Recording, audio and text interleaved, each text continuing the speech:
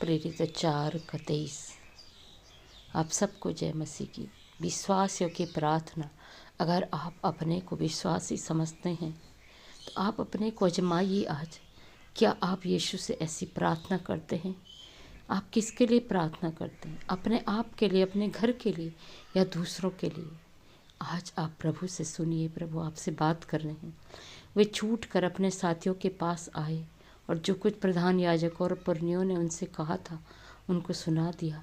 यह सुनकर उन्होंने चित्त होकर ऊंचे शब्द से परमेश्वर से कहा, हे स्वामी, तू वही है जिसे स्वर्ग और पृथ्वी और समुद्र और जो कुछ उसमें है बनाया है।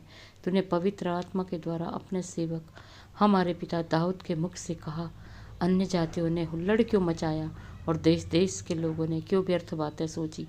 प्रभु और उसके मसीह के विरोध में पृथ्वी के राजा खड़े हुए और हाकिम एक साथ इकट्ठे हो गए।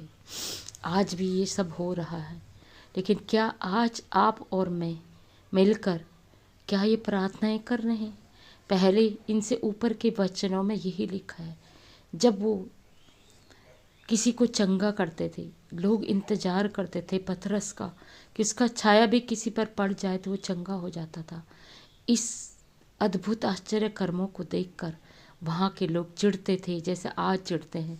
वो मसीह का सुसमाचार तब भी नहीं सुनाने देते थे, लेकिन ये मसीह को खुद अपने साथ देखकर, गवाही देकर, और प्रभु कहता था जाओ और एक काम करो। स्वर्गदूत आकर उनके बीच में उन्हें जेल से, बंधनों से भी छुड़ा देता था। आज भी हमारा यीशु हमें बंधनों से छुड़ा सकता है। अगर आज भी हम सच्चे दिल से, विश्वास से अगर प्रार्थना करें तो विश्वास की प्रार्थना से रोगी, धर्मी जन की और विश्वास की प्रार्थना से आज भी रोगी चंगा होता है जैसे तब होते थे।